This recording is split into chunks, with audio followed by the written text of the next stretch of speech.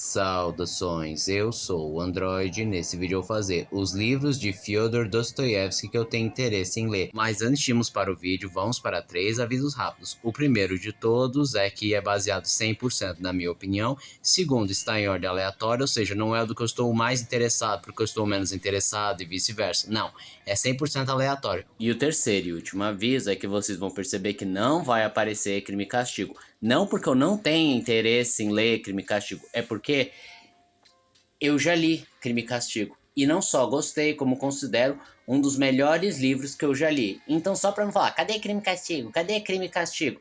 Não vai aparecer, porque de novo, eu já li. Depois disso tudo, chega de enrolação e vamos lá. O Crocodilo e Notas de Inverno sobre Impressões de Verão são 2 contos do Dostoiévski juntados pela editora 34 que contam uma versão mais crua do autor.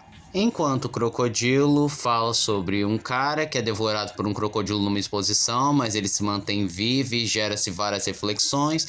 Notas de Inverno sobre Impressões de Verão fala sobre as impressões que ele tinha durante uma viagem no ano de 1862. São contos pequenos, mas que eu tenho curiosidade de ler, não só porque eu quero destrinchar a bibliografia do Dostoiévski, como também é interessante ver a diferença do Dostoiévski prematuro que escreveu esses 2 contos para o Dostoiévski que a gente conhece, autor de Crime e Castigo, O Idiota, Irmãos Karamazov, Nietochka Nievanova. Salvo engano, esse foi o primeiro romance do Dostoiévski e também é conhecido como um romance inacabado, porque era para ser uma trilogia que passasse por toda a vida da Ana, ou melhor, a Nietochka, que ele decidiu só resumir em tipo 7 capítulos, mais ou menos, e ele também não pôde escrever mais porque ele chegou a ser preso.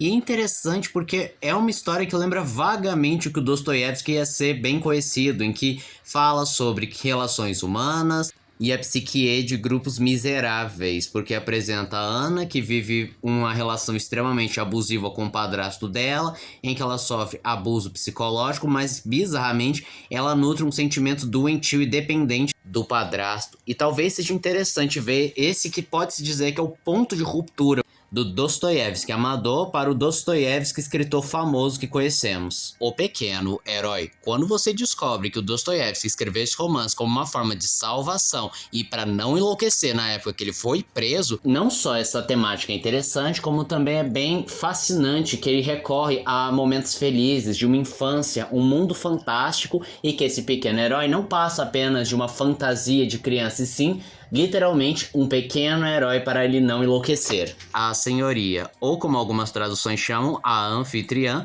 é uma história também bem interessante que mistura não só a psique humana, as relações de grupos mais miseráveis, como também o misticismo. Porque a história é o protagonista que se apaixona pela sua senhoria, que é casada com um velho bruxo, que tem uma relação extremamente obsessiva e abusiva com a sua esposa, e ele tenta salvá-la dessa relação bizarra com o marido dela. E o que me chama a atenção é que, de acordo com algumas descrições, tem um pouco de delírio, um pouco de mundo etéreo, o que deve ser bem interessante essa experiência. Humilhados e Ofendidos, pelo que eu vi, pelo próprio título, vai falar muito sobre pessoas marginalizadas, abusadas, exploradas, e deve ser uma experiência bem visceral, porque o Dostoiévski ficou conhecido por explorar essas pessoas que foram abandonadas, pessoas mais miseráveis, e ainda por cima a relação política que a Rússia tinha nessa época abriu muitas brechas para vários autores explorarem essa miséria, e foi por conta dessa miséria que futuramente estourou aquela Revolução Russa. Enfim, deve ser um estudo de antropologia e história maravilhoso ler esse livro. O Duplo. Pelo que eu li, é uma história de doppelganger. Isso com certeza deve ser fantástico, explorar o lado mais perturbador da nossa psique, que a gente tenta esconder. E pelo que eu li na sinopse, é uma espiral de loucura, de degradação humana, o que também é bem interessante e vai lembrar vagamente o Retrato de Dorian Gray. Quer dizer, pelo menos me soou semelhante ao decadentismo do Dorian Gray e talvez o Médico e o Monstro, que vocês sabem que eu adoro o Médico e o Monstro. 2 sonhos, o sonho do titio, sonhos de Petersburgo em versos e prosa. Ambos são contos compilados nessa versão da editora 34 que falam sobre sátiras políticas em relação à aristocracia, às prisões e hipocrisias sociais. E curioso, foi escrito após o Dostoiévski terminar sua pena na Sibéria, o que deve ser uma experiência um tanto peculiar, esse ar mais cômico e ao mesmo tempo amargo dele, Bobok. É sobre um escritor fracassado que ele acaba indo parar num cemitério e consegue ver os mortos ganhando vida e confessando seus crimes, e ele vai pelo pós-vida. Isso deve ser muito interessante, por não só falar sobre a podridão humana, grupos marginalizados e principalmente sátiras e críticas sociais ao contexto russo da época. Crônicas de Petersburgo. Pelo que eu li na sinopse, já é mais literatura jornalística, não é tanto aquela literatura que a gente está acostumado a ver em livros ou do próprio Dostoiévski. Mas para ser sincero, eu já estou acostumado, eu já li muita literatura jornalística do Monteiro Lobato, então não vai ser o do Dostoiévski que vai me assustar. A aldeia de Stepatchkovo e seus habitantes. Isso aqui aborda mais a questão do ruralismo russo e da exploração dos, entre aspas, coronéis russos. Então assim, já que a gente também teve coronelismo, teve toda essa história da opressão, do blá blá blá, então eu não acho que vai ser tão diferente da realidade e deve ser interessante, porque, de novo, já vi algo semelhante com Monteiro Lobato e outros autores brasileiros. Então duas narrativas fantásticas, A Dócil e O Sonho de um Homem Ridículo. Pelo que eu li na sinopse, lembra vagamente os temas trabalhados em Crime e Castigo. Talvez não tenha o crime, mas tem o desespero, o sentimento de culpa, de autopunição, com um tom bem mais onírico. E já que eu gostei desses temas abordados em Crime e Castigo, e eu gosto de coisas com um tom um pouco mais onírico, então eu acho que vai ser uma boa pedida. A história é desagradável. Só pela sinopse já deu pra ver que vai ser engraçado, porque tem um pouco da crítica social sobre a alta classe da Rússia, mas de um tom bem humorístico, porque é um funcionário público que, embriagado, vai no casamento de um cara de baixa patente, e aí ele quer provar a superioridade moral dele, mas isso só causa caos e confusão. Deve ser uma bagunça completa esse livro. Escrito da Casa Morta, ou Memórias da Casa Morta, como você pode encontrar em algumas traduções. Pela sinopse me deu uma vibe meio Trabalhadores do Alto Mar. Eu tô falando acho porque eu nunca li os Trabalhadores do Alto Mar. Pretendo, mas óbvio que não vai aparecer nessa lista. E vai ter um pouco de proletariado, eu acho. Parece algo meio comum, né? Mas ao mesmo tempo o comunismo daquela época era tratado mais como lutar pelos direitos dos trabalhadores, não essa ideia de vamos ser todos iguais. Mas é aquela coisa, né? Eu tô querendo destrinchar a bibliografia de Dostoiévski, então é um sacrifício necessário. O Eterno Marido. Pelo que eu li na sinopse, é literalmente Dom Casmurro, só que escrito pelo Dostoiévski. E mesmo eu não ter lido Dom Casmurro, porque, bom, nunca me chamou a atenção Machado de Assis, mas mesmo assim eu conheço a história de cabo a rabo, eu acho que o Eterno Marido pode ser, entre aspas, uma experiência alternativa para ler Dom Casmurro. Contos Reunidos, o nome é autoexplicativo. Reúne microcontos e contos do autor como uma leitura adicional para conhecer bem mais a literatura de Dostoiévski bem antes dele se tornar esse autor conhecido. O Jogador ou Um Jogador, depende da tradução.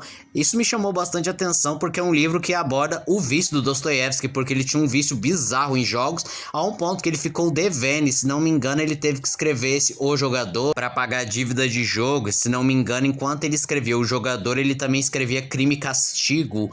Então deve ser bem interessante, eu tô curioso para saber do que se trata o livro. Gente Pobre, talvez o livro mais marginal conhecido do Dostoiévski, porque trata de um ex-funcionário público idoso que tenta sobreviver e tem que lidar com a fome, miséria, tentando manter a sua dignidade, o que obviamente é uma crítica social à desigualdade, principalmente o etarismo. Memórias do Subsolo ou Memórias do Subterrâneo, se não me engano, esse é um dos livros também bem apreciados do Dostoiévski, abordando questões sobre existencialismo, várias questões psicológicas da humanidade.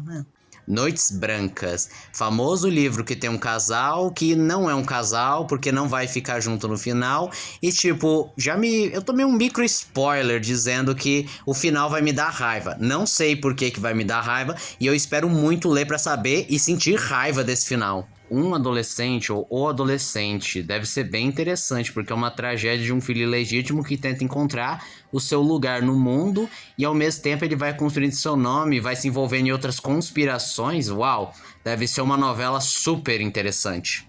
O Idiota, eu acho que é um dos livros mais clássicos dele. E eu tô curioso para descobrir bem mais dessa história e absorver bem mais aquela crítica que eu já ouvi, que esse livro critica que os bonzinhos sempre vão ficar por último porque sempre serão explorados e manipulados por gente mal intencionada, o que é uma mensagem incrivelmente forte e deve ser uma história fascinante.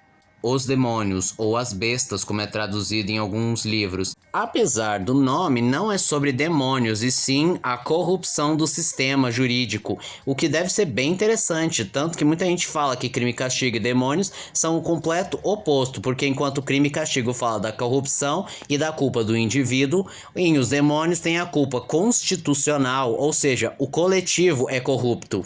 Os Irmãos Karamazov, para muitos, é o magnum opus do Dostoiévski e é o livro que eu pretendo ler por último, não só porque foi o último livro que ele escreveu, mas também porque falam que Irmãos Karamazov é um livro que você deve ler depois de entender muito bem o autor, e eu não só vou aceitar esse desafio de ler todo o Dostoiévski para conseguir compreender melhor Irmãos Karamazov, como também estou super intrigado para ver essa história cheia de reviravoltas. E esse foi o vídeo de hoje. Se você gostou do vídeo, se inscreve no canal, compartilhe o vídeo, comente, dê seu like também. Não esqueçam de ativar as notificações, encher o like caso gostem dos meus vídeos. Então eu sou o Android e digo tchau.